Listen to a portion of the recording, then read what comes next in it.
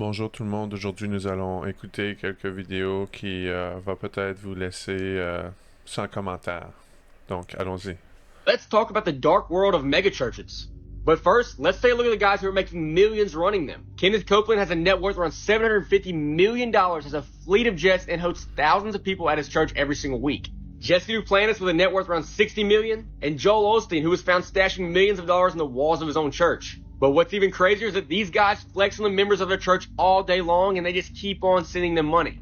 Their whole sermon is basically about what they can buy if you send them money. And yet people keep sending them money, but the real question is why? These preachers teach the prosperity gospel, which is a little cultish if you ask me. Basically what the prosperity gospel teaches is that by tithing, you get prosperity, wealth, and health. So these people are exchanging their money in hopes that whatever they need will come true. But all it's doing is funding these super rich preachers. Je sais pas comment quelqu'un peut faire confiance à quelqu'un qui s'est enrichi sur la religion. Pour moi, ça fait juste aucun sens. To everyone that works in the medical field or anybody that has questioned the practices of the pharmaceutical industry, fasten your seatbelt. This one's going to blow your mind. In ancient Greek religion, and probably the religion of those responsible for creating modern-day medicines, this is known as the Greek goddess or witch Hecate, who is known for its practices of witchcraft, sorcery, and the mixing of herbs and plants. What really caught my attention was the choice of necklace. Isn't that the same logo that's on every prescription bottle that comes out of the pharmacy? Let's not forget the other symbolisms, especially that serpent, the two moons, and the pentagram on its forehead.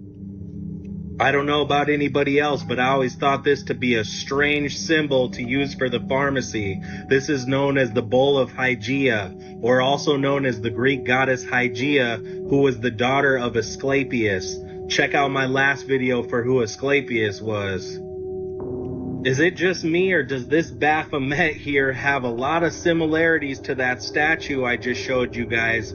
Especially those two moons, the torch, and the pentagram on the forehead. Pour moi, ça fait aucune surprise parce que dans le livre de l'Apocalypse, ça dit que les grands marchands de cette terre seront capables de contrôler le monde avec leur pharmakia. Puis pour moi, pharmakia, ça sonne exactement comme pharmacie, donc le cas est clos. Have you heard of the theory that the Statue of Liberty is actually a statue dedicated to Lucifer? So this is the theory. Look at this painting. On the left, that's a painting of Lucifer in the 17th century. It's a picture of Satan summoning his legion, right? Now this is where it gets creepy. Lucifer is called the light bearer. In Latin, Lucifer means light bringing. The Statue of Liberty is holding a torch, which means it's bearing light, right? Before we jump into details, type amen down below to ward off any evil coming off this video. Now get this. The Statue of Liberty looks like the Colossus of Rhodes, which is a bronze Greek statue that stood about 108 feet tall. It was one of the world's greatest wonders. The Colossus of Rhodes represents something. It is dedicated to the Greek god named Helios, the god of the sun. Now back to the Statue of Liberty. People believe it's dedicated to Satan. I mean, if you look, their faces do look similar. But then again, this is just one big theory. Who knows? Quand le deuxième commandement est tu ne feras pas d'image taillée et qu'on met une grande statue de Satan ou Mithras qui règne sur l'État de New York ou la ville de New York, on se demande pas pourquoi les États-Unis en ce moment sont en mode autodestruction. Ransford kind of had a very funny thing that he said about science. He said, science wants you to believe that it's all about measurement and reason if you allow them one miracle. That one miracle is the Big Bang. Yes. That all things come from the most preposterous idea ever. Yeah. That everything came from nothing in one big miracle. Pour moi, l'athéisme, c'est un synonyme de folie parce que c'est évident en regardant la création que tout cet ordre et cette intelligence ne peut pas venir d'un simple accident cosmique avec aucun commencement ou rien au commencement. Pour moi, ça fait aucun sens. The fact that you can find the remnants of the giants of this realm in nearly every civilization, from pictures, paintings, weapons, even depictions of them in Egypt building the pyramids. Yet that is not enough for the many still plugged into the system. This is the globalist system, ran by the parasites that have rewritten our history, hidden the true nature and properties of this realm for profit and control. Because one thing people always ask me, Well, what's the point of lying about giants? What's the point about lying about the mud flood? It's not any one thing particularly, yet it's a link in a much larger chain of events. It's not a joke or some catchphrase when we say they've lied to us about everything. Because of people unaware of their true past, their true origins, their true capabilities, are all that much easier to manipulate and control. And you see it still today in the media, all about manipulation and control. In politics, all about manipulation and control. It's all one big giant system. One of the best things you can do to break out of that system is to question everything, friends. Until next time. Si on peut même pas faire confiance aux médias d'aujourd'hui qui nous disent l'actualité, comment est-ce qu'on peut leur faire confiance sur quoi que ce soit qu'ils nous disent de l'histoire qui est arrivée dans le passé? Pour moi, on peut pas leur faire confiance. You see, if you go and visit the very home of the Oscars, where they hold it each year, you can see a plaque on the wall that says the Babylonian Court. The camera shows you the stage, and you see an unmistakable Tower of Babel embedded into the design. Outside of the Kodak Theater, you have the gate to Ishtar, and you have Babylonian gods put on the outside of the gate. They have the exact elephants. They have the same exact gate of Ishtar. They have the same exact Babylonian gods over the top of the gates. A lot of people come up here and they thank Jesus for this award. I want you to know that no one had less to do with this award than Jesus. I'm thankful to the Oscar gods. The other names of the gentlemen are all gods as far as the category concerned. When you get this little golden statue, you become a star. In the Egyptian culture, they also had a little statue that represented the god Ptah. And see, when an Egyptian king died, it was believed that his spirit went into the belt of Orion, and he then became a star. Up until 1999, the Oscars was held at a building called the Shrine, which was founded by William Florence and Walter Fleming, two high-ranking Scottish Rite Freemasons. Hollywood has long been interested in Freemasonry. Gene Autry, John Wayne, Nat King Cole, Duke Ellington, C.C. DeMille, Clark Gable, Walt Disney, Oliver Hardy, you name it, the list goes on. Many celebrities have come out and admitted their connection to Freemasonry. You can see the checkered floor. You can see the archways. You can see the sun motif in the background. All of these are letting you know exactly who owns this organization. Pour moi, c'est évident. Il faut vraiment se mettre la tête dans le sable pour pas voir toutes les imageries sataniques qui sont incluses dans Hollywood et les célébrités et la franc-maçonnerie. Donc, si vous reconnaissez pas ça aujourd'hui, j'ai absolument rien à vous dire à ce point-là.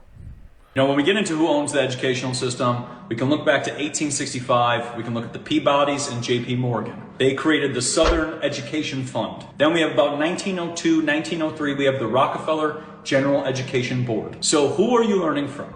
You're learning from bankers and oil tycoons. That's where your education is coming from. No matter what school you went to, no matter what country, no matter what place, it's all the same thing. They own all the schools. They teach the same narrative. So when people are asking questions about why they're learning nonsense, you're learning from oil tycoons and bankers. Pour moi, c'est pas surprenant à voir comment la société est devenue de moins en moins intelligente au cours des années, que le système de l'éducation vient, à vrai dire, des gens les plus riches de la Terre qui ne veut pas que vous deveniez riches, mais il veut que vous restez des esclaves. Et puis, c'est exactement la réalité du monde qu'on vit aujourd'hui. 15-minute cities is something that the WEF has created called C40, and it's called C40 cities. I would urge you to certainly look on the internet about it, and then go to all of the TikTokers and see what they're really saying. Basically, you won't be able to drive a petrol or diesel car anymore. You'll have to buy electric. If you want food, you will get a calorie-controlled system sent to you by text saying, this is what you can eat today. This is what you can have today. If you violate any of these things, they'll freeze your bank account. That is the next step. These are stages in which they're going to implement this stuff. And this was signed up by the WEF, and the WEF has signed up with our mayor in London as the chair. And he has gone around the world to communicate this C40 to all of the countries in the world. And most of the countries are looking at adopting it. Now, I am going to abolish it. It is a hopeless position. We are going to be in an open prison, or shall we say, for the rest of our lives. We will not be able to work unless it's in our 15-minute city. It's diabolical. It's not this is not the right thing. And it's been hidden from the public. No one's talking about it. Quand les dirigeants de ce monde viennent et commencent à lancer l'alerte sur les théories du complot qui sont à vrai dire la réalité, c'est le temps de s'ouvrir les yeux puis de réaliser que le monde dans lequel on se dirige est définitivement pas fait pour notre bénéfice, mais vraiment pas bénéficier un peu de monde qui veulent contrôler le monde. Et ces gens, eh bien, je pense qu'ils sont motivés par un esprit qui est beaucoup plus sombre que ce que vous voudriez admettre. I was an FBI agent for 27.5 years. At the time of my retirement, I was the senior special agent in charge of the FBI Los Angeles Division. I have been qualified in the courts as an expert on cults and satanic ritual abuse.